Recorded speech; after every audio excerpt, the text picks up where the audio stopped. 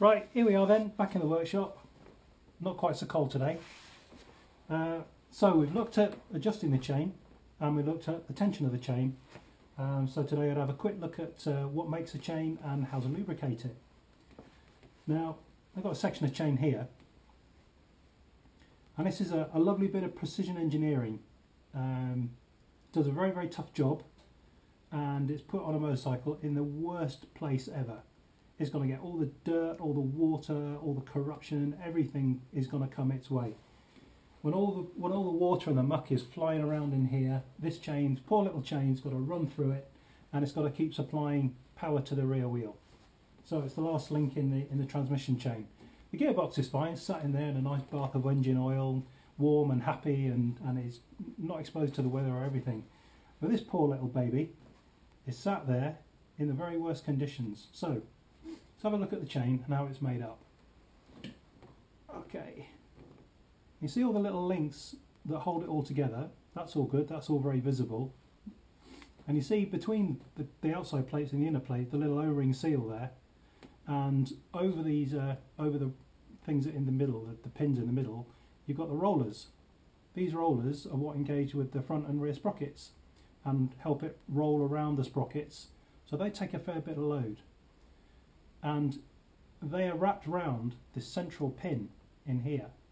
So when you put a new chain on the bike and you're going to put the last link in, which is right here, and you put the pins in, the very thoughtful factory provides you with a little sachet of grease. I don't know why, but it does say on there, do not eat. Okay. Anyway, just to follow on from what the factory do, get the pins, put plenty of that on there because you'll get the O-rings with it as well. So you put the O-ring on, put the grease on, and then put it through this little chamber here, and then put the O-ring in. So you're sealing in that grease. And from the factory, I mean, this is a new piece of chain, and you can feel that it's all grease. It's all quite stiff. And then you put the link on, clamp it into place, and then whichever riveting tool you use, rivet into place, and you put it on the bike. Sorry, it's on the bike already. Adjust it, but then it's all covered in this horrible, nasty wax. So that's going to take your mind to lubricating it. Everybody's got a different way of lubricating a chain. Everybody lives in different environmental conditions, different climates, different sort of dirt and dust and sand, and either that was very wet. So as well as lubricating the chain, have a think about where you live and the conditions that you ride in, because that will have a great effect on the type of lubricant that you choose, because they're all different. They all have slightly different characteristics, and I've ended up in the workshop with a bunch of stuff here. So I thought I'd just take through a little bit of what I use, what my preference is, and some of the products I've used over the years. I'll put that down there for a minute. What I hate, and I've just done it to this bike here, this is my own bike, is when you take the front cover off and the front sprocket is absolutely caked with old chain wax. It's a very, very simple thing to do with a spray can. Spray the wax on, and supposedly it stays on the chain and doesn't fling. Well, somehow or other it all seems to accumulate around the front sprocket. There was grit and stones and blades of grass and everything all matted around the outside of the sprocket. So I took myself about half an hour, took the front sprocket off and cleaned it all out, and it's all come up good. But personally, I detest the stuff. I hate it, but it has its place. So firstly, I would say that what you need to do is prepare the chain, is to clean it. Now, whatever you do, bearing in mind you've got these little rubber O-rings, is don't use petrol. Okay, it will trash them. They will dry out, crack, all the lubricant from the factory will just disappear, and you'll go through your chain in no time. I know lots of people that use kerosene. That's great. Kerosene, paraffin, whichever is described where you are. And some of the people use diesel fuel. That's not so bad, but bear in mind there's lots of additives in modern fuels these days, so I don't know how that's going to affect an O-ring, but I, in the past, have used like a brake cleaner, and this company Worth, they actually do a brake cleaner, and they recommend that you use it to clean bike chains before you apply this product. Silclean, they do a chain cleaner, and there's loads of others as well. So I generally do that. I know people that swear by using WD-40, like this. In the spray cans, you're paying for the air and the carrying fluid that the oil, or the WD if you like, that swims in it. So you spray it on and then you leave it, and then you've got the WD-40 left behind. So you're paying for that. So what I do is I buy it in 5 litre containers, and then I pour it into a trigger bottle. That happens to be a Scott Oiler 365 spray can. And when it was empty, I just cleaned it out, and now I put WD-40 in it, and I just use it as a normal trigger spray. And I use that to clean the chain. If I'm out of brake cleaner, I use brake cleaner on it. But what we're doing is we're taking the dirt off the outside of the links and the inside. This is obviously meant to be the spangly gold bit on the outside. And we're also cleaning the rollers here. We try and get the fluid in because it doesn't fit tight hard against the side plates here. You can move it from side to side. So there's a little gap there. So if you try and get the cleaner down in there and take all the dirt away. And incidentally, chains don't stretch, okay? Lots of people think that they stretch. The metal doesn't stretch, okay? The wear is these rollers, okay? They are constantly under load, and from the outside when we're going around the sprockets, and from the inside the load against this pin. So if each individual roller wears a couple of thousandth of an inch, you know, sort of 0.02, 0.03 of a millimetre, this is a 110 link chain, so times that by 110, and you've got a fair amount of distance there. So the metal doesn't stretch, the rollers wear, okay? So that's what happens. So what we want to do is we want to protect the outside of the chain, keep these O-rings nice and happy and moist and keep them, because they're constantly moving like this as they go around the sprockets, so they need to be lubricated. And these little rollers here, they're constantly rolling over that pin, so that's metal on metal, so you want to get something in there to lubricate that, okay? Now, so that's cleaning taken care of. This is a chain wax. This is one chain wax. I have to say, I'm not being sponsored by Worth or anything like that. It's not a product placement, none of that rubbish. I don't believe in doing that anyway. But this I've had quite good results with this in sort of summer, dry, dusty conditions. And the science behind it is that the particles that this stuff's made of is smaller than the dirt. So the idea is the dirt can't stick to it, right? But they're very, very precise instructions on the back here.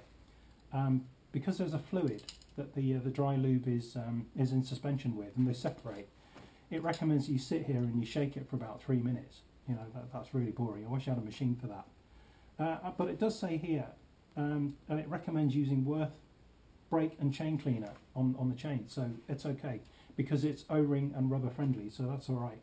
And then once you sprayed this on the chain, spray it all over, spray it on the outside, the insides, on the rollers and everything. Leave it for 15 minutes for all the carrier fluid to vaporize off, and then it leaves this dry wax behind. So like I say, the idea is that the dirt particles are bigger than the wax particles, so they don't stick to it. Okay, that's that stuff out of the way. You've all heard of Renthal, I would imagine, through sprockets and handlebars and all that kind of stuff. Well, they actually make their own chain lube. It's not bad. It's like a thick oil.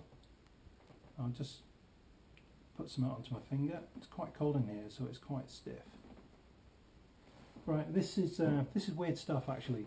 I hope you can see that, but it's quite tacky and stringy. And I said, but once you put it on the chain, to leave it for about 15 minutes to sort of settle and dry off, and it comes quite like a light, almost like a light grease, but with a fairly high cling property to it. That's not bad. But my problem with things like that, stuff that stays on the chain and is sticky, is that everything sticks to it, and then it's all stuck into the rollers and everything, and what you end up with is a grinding paste. And I'm probably being a bit cynical here, but it wouldn't be surprising if the lubrication companies are owned by the chain manufacturers, because if the sooner you go through a chain, the sooner you're going to buy another one. So I don't like that sort of stuff. When you get everything stuck to it, and then you can hear it going round, and it's like a gritty grinding sound, and it's wearing away your chain. It's like a really efficient grinding paste. So that's that sort of product out of the way. There's one from Silclean. That's a chain lube, and that comes out like an oily, greasy sort of stuff. And again, they say spray it on, leave it, maybe leave it overnight, and then go ride the bike the next day. And I've had some success with that. I don't mind it when the weather's wet, and it's easy to wash other oils off. So this sort of thing in the wet weather is really, really good. Not bad at all. But again, I would say the best time to lube your chain is after a ride when the chain is warm. Okay, so it helps all the oil and the lubrication flow into all the little holes and crevices and everything. And then leave it. Then leave it overnight, say, for everything to solidify and just settle where it is. And then go ride the bike next day. My preference, having used the automatic oiler from Scott Oiler, and these sorts of capsules you have with a fill of oil, and they run off the vacuum of the engine. You've usually got a little pipe you run down the swinging arm, and then you've got like a dripper that drips onto the chain with a bracket or something like that. And when you close the throttle, you get a few drops of oil just drop onto the inside of the chain. Lots of people don't like it because it tends to fling off, but I don't mind that, because when it flings off, it takes the dirt with it. And say on a touring trip, if you're on a touring trip and you don't want to be bothered, you've got 2 weeks away, and maybe you go through weather, or it's hot and dry and dusty, and you don't really want to be bothered every night with getting the bike on the stand and wiping a chain off and reapplying any lubricant. So if you've got an automatic oiler and you've got this stuff in, you're going to get it on the wheel. It'll be up under the license plate, the number plate, up inside here. But it's so light that it comes off with soap and water or a little bit of brake cleaner. It does that. Well, I gave up on fitting them to bikes. So I was changing bikes on a fairly frequent basis. So what I do personally is I get a load of Scott oil in its the thing it comes with the spout. This is to fill up the capsule you normally have under the saddle or under the tank or something.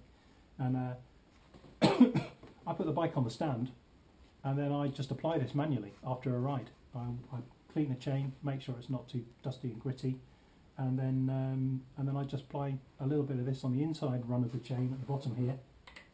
And I spin the wheel by hand, and then I just pour this stuff on. Just turn it upside down, give it a little squeeze, and then right onto the chain.